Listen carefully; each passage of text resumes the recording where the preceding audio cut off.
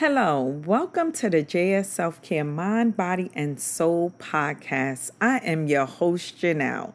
If this is your first time tuning in, welcome. If this isn't your first time tuning in, welcome back. I appreciate you and I appreciate the person that sent you here. And if it was me, then I appreciate myself. I want to thank everyone who has made the JS Self Care Mind, Body, and Soul podcast part of your weekly routine. If you can please rate this episode and give me 5 stars, that would be great. Once again, thank you so much for tuning in. I truly appreciate you. Emotional abuse is a tough topic, but it's something we need to talk about. If you know someone who is going through a domestic violence situation and you want to help them, please contact your local state domestic violence, also known as DV facility or institution in your state. Every state has different laws, so we have to be careful and we have to be safe with that. I know we all want to help our loved ones to be safe, and we may think that by us telling them, you need to just leave your abuser, that it's better just that way. Just leave them, get up, pack your stuff, and leave. I'm here to tell you that it's not that easy. It's easier said than done. I've known someone very close to me who has been in a domestic violence situation, and I told them to just leave. And I thought that would be enough. I really did. Since I've gone to many domestic violence trainings, I have learned that some situations a person just can't leave because they can lose their life, as well as their children could be killed in certain DV, domestic violence, situation. As a matter of fact, a few years back when I got into the field of social work, I actually had a client who was in a domestic violence situation and it really didn't go well. My client lost her life and she lost her life in front of her children. Her ex-fiance sat her few children. I'm trying to make it nameless, and keep confidentiality there. Her fiance sat her children down and actually murdered her in front of her children. So we just got to keep it safe and we have to help our loved ones the right way. We have to seek professional help. DV counselors are the professionals in that field, and they could help you help your friend or your loved one get through domestic violence, but we want them to make it out alive. And with DV, it can cost your life if you do try to leave. So let's contact our local state institutions and facilities to find out how you can help your friend. And if you know someone or it's your loved one who is in a domestic violence situation, make sure that you give them the hotline, because I know there's hotlines in every state.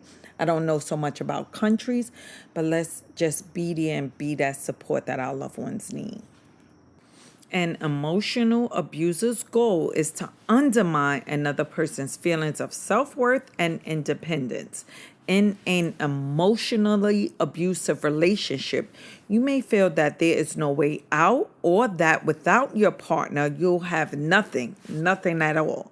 You're not you without this partner. Emotional abuse is a form of domestic violence and family violence. So let's get into this week's topic. Gaslighting, aka gaslit, aka gaslight. Has anyone ever made you second guess what you know to be true? Like, for instance, I never said that, and you know damn well that person said that. Why are you making things up in your head? Are you sure? You tend to have a bad memory. Why are you so sensitive? You are so jealous. You are so insecure. Stop acting crazy. You sound crazy. You know that, don't you? You know that, don't you? You are imagining things. There you go again. You are so ungrateful. Nobody believes you. Why should I? Guess what? You have been gaslighted if you heard any of that before. Now that we all know we all have been gaslighted at some point in our life, let's get into a little history about gaslighting. Patrick Hamilton coined the term gaslighting. The term can be traced back to a British play called Gaslight, which became a movie in 1944. The movie was about a married couple named Paula and Gregory. Gregory was an abusive husband. He was basically a manipulator. He manipulated his home environment by flickering the lights on and off. Paula would ask Gregory, "Is something going on with the lights?" And he would say no. Even though he was playing with her mind, he kept flickering those lights on and off. He would say, "Nothing's wrong with the lights." Gregory kept flickering the lights until Paula went crazy. She really lost her mind. But the thing is, at the end of the movie, Paula was rescued out of that relationship. But for many years, Gregory kept doing things in the home to make Paula go crazy. Has anyone ever experienced a similar situation to Paula's situation? Did you feel as if you were going crazy? If yes, well, I strongly suggest you YouTube the movie Gaslight and watch it. It's an old movie, but it's a very good movie. And it really teaches you how an abuser can gaslight you, which is an emotional abuse. It's not a physical abuse, but that type of emotional abuse plays with your mind. So we went over examples of gaslighting really quick, some things that can make you think about, like, I never said that, but you know good and darn well you said it. And then we discussed the history of gaslighting because we got to know where this came from. And we all know now that it came from the movie Gaslight. So what does this word gaslighting mean? Gaslighting is used to describe an abusive behavior. Specifically, when an abuser manipulates information in such a way as to make a victim question his or her sanity. Gaslighting is it makes someone doubt their memories or perception of reality. Gaslighting is a form of brainwashing. Gaslighting is a form of manipulation. Gaslighting causes a person to doubt him or herself. Gaslighting can cause a person to lose their sense of perception. Gaslighting can cause a person to lose their identity. Gaslighting can also cause a person to lose their self-worth. Gaslighting can have a devastating and long-term impact on an emotional, psychological, and sometimes physical well-being of a person. Gaslighting is one of the most harmful forms of emotional abuse. Narcissists, sociopaths, and psychopaths use this technique a lot. They love to gaslight the people that they are abusing. Gaslighting is also a tactic used to gain power over a person. Even though gaslighting is used mostly in abusive relationships, it's also used by politicians. That's how they persuade us to vote for them. Remember Trump's slogan, "Make America Great Again"? We were gaslit, how I feel. You can be gaslighted by your friends and family as well. Your kids, on the other hand, are master gaslighters, even though they don't know exactly what they're doing, but they are master gaslighters. For instance, you can tell your child to clean their room, have the house clean, and make sure they take out the garbage before you get home so you can come home and cook dinner. Something simple. Clean your room, make sure the house is clean so everything's clean so I could come home and cook dinner. You get home and find out they have done nothing. Absolutely nothing. You say, "Didn't I tell you to have this house clean and take out the garbage by the time I get home?" Your child will look you dead in the face and say, "You didn't tell me to clean up." And then you are saying, "I know I told you to clean up." And once again, they say, "No, you didn't, mommy. No, you didn't, daddy. You didn't tell me to clean up." Guess what? You are being gaslit, And if you don't stand your ground, you will feel as if you're going crazy because you'll be like, I know I goddamn told this kid to clean up this house. I know I told him. And then you second guess yourself. Your kids, they're master gaslighters. You got to watch them. Gaslighting is a technique done slowly, so the person who is being gaslit doesn't realize how brainwashed they really are. Have you ever had a conversation and the person you're talking to you have known for a long time and you say, "What happened to my friend?" You say, since you've been in this relationship with so and so, you've been saying things that your partner tells you, and that shit is nowhere near true. It's like you're making stuff up. You turn around and you say, "You're being brainwashed." That's what you say to your loved one. Most of us will, who can recognize gaslighting. The gaslighter, the abuser, is the brainwasher. The person slowly, and their reality is so distorted that they don't really even realize how much they are being gaslit because they believe what the abuser tells them. And you know this person and you like, this can't be true. But they are being gaslighted and they are so brainwashed that they can't come back from that. Gaslighters also degrades a person's ability and desire to challenge the abuser. So they're scared. They won't challenge them. Most victims who have been gaslighted tends to stay in the relationship for a very long time because they are so brainwashed that their reality is no longer their reality. Their reality is the gaslighter's reality.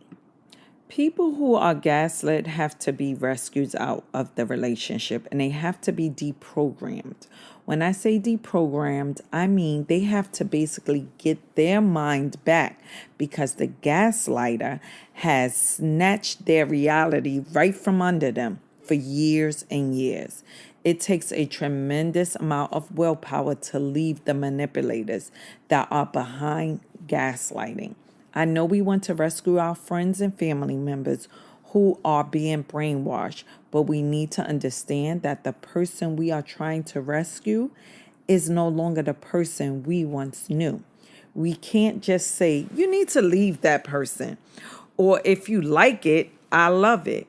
We need to keep helping them build up the confidence to leave. We can remind them of how strong of a person they are. Don't leave your loved ones in gaslighting situations. Help them because if we don't, they will lose their minds. Oh, and FYI, once the gaslighter gets wind that you are trying to rescue your loved ones, guess what? They are going to do more damage, meaning they are going to gaslight their partner more. They are going to say things along the lines like, "Oh, you don't want to see them happy. You don't want them to be happy. You are so jealous of their relationship. You have never been loved the way they are being loved." And just to prepare you, your friend or loved one could believe what they are saying because they are being gaslighted again. And guess what? You are trying to help. And now you become the enemy. Try not to take it personal. I know it's hard, but try not to take it personal. Your loved one is being gaslighted and they have no control over their mind. And the gaslighter is just manipulating them. "Oh, they don't want to see you happy. That's why they're talking about our relationship. Oh, they're jealous of us." Those are things that the gaslighters tell the person they're gaslighting to stay away from people that's trying to rescue them out the relationship. So just try not to take it personal. Once a person is out of that relationship, they have to either go to counseling or speak to a life coach. They have to get deprogrammed. And that takes months, weeks, days of time of counseling, ongoing counseling. Here are a few ways to recognize if gaslighting is actually happening to you. You can ask yourself, am I so too sensitive? Am I so sensitive or am I too sensitive? You often ask yourself, am I going crazy? You often feel confused. You are always apologizing. You can't understand why you are not happier in your relationship or in that situation where you're being gaslit at. You know something is wrong. You just don't know what exactly it is. You know something's wrong. You just don't know exactly what it is that's wrong. You wonder if you are good enough. Am I really good enough for this person? No, I'm not good enough for this person. This person could find better. You start lying to avoid the put downs and the reality twist. You'll just lie to your partner or wherever the situation is just so you don't have to get into it, or you don't have to be re-gaslighted to where you're questioning yourself again. You often make excuses for your abuser. Oh, he don't know. Oh, he's just going through something. We'll be okay. You just start making excuses for them. You have trouble when making simple decisions. Oh, I got to call up so-and-so before I make this decision. You're unable to make decisions by yourself because you fear of getting in trouble. You second guess yourself. You just start thinking, nah, maybe that's not the right decision. And then you want to question, should you call the abuser or should you not? So those are the ways that you could recognize on your own to see if you are actually being gaslighted. As a social worker, I got to put this disclaimer in. The ways you can use to recognize that you are being gaslit can also be symptoms that you are suffering from anxiety disorder, depression, or low self-esteem. So you may not be actually being brainwashed. There is some mental disorders that could come into play as well. So you got to be able to distinguish the two, and that's maybe going to see a therapist. The difference, though, between being gaslit and suffering from a mental illness is that there is another person or group that's actively engaged in trying to make you second guess yourself. What you already know to be true. We all know that you cannot buy the Brooklyn Bridge, the Queens Bridge. You can't buy these bridges, but you could be gaslit into buying them, and you know you really can't. Once you second guess, maybe I could buy the Brooklyn Bridge, or maybe I could buy the Mario Cuomo Bridge, then you need to think you are being gaslighted. If you start to believe when someone tells you something along those lines that you already know is true. If you don't typically experience these feelings with others, but do with that one person, if you feel like you're always second guessing yourself with one individual or group you engage with, then you might be gaslit because you only experience that second guessing yourself, knowing things are not true when you're in that particular situation. And then that makes you a victim of being gaslit.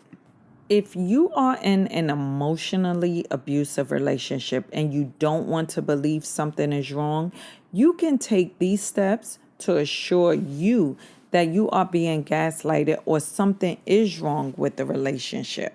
You can identify the problem, recognize that there is a problem. You can sort out the truth from distortion. Write down how you felt when you were being gaslit. Look for signs of repeated denial of your experience. Figure out whether or not you are in a power struggle. Are you like struggling with your partner but end up basically pleasing what they want? Engage in a mental health exercise to encourage a mindset shift. Go for a walk, hug a tree, walk in grass barefooted. That's a mental health exercise. Visualize yourself without the relationship. How would you be if you were not in that particular situation? Give yourself permission to feel all of your feelings. Every feeling you feel, happy, sad, distorted, whatever those feelings are, feel them. Accept and acknowledge that what you are feeling is okay. So you coddle yourself. It's okay to be upset. It's okay to be angry. It's okay to be happy. You have to acknowledge those feelings and say to yourself, it's okay to feel what you're feeling. Focus on your feelings, not on whether it was right or wrong. Don't start beating yourself up. Was this feeling correct? Am I bugging? Am I losing it? No. What you do is don't focus on the right and wrong. Focus on the feeling that you're feeling. You can also talk to your close friends or family members and ask them, Have you been yourself lately? Have I been myself lately? And then hear what they say is also a good way to know if you are being gaslit. Remember that you can't control anyone's opinion, even if you're right. The only person's opinion you can control is your own. Have compassion for yourself. Give yourself the okay that it's time to give up the relationship. Don't beat yourself up if that's where you want to go with the relationship. If you are with someone whom you love and they are the abuser, but it's not aware of what they're doing because it has been done to them for so long and it has become their norm, try and talk to them and explain to them what they are doing or have done to you, and you want them to get help.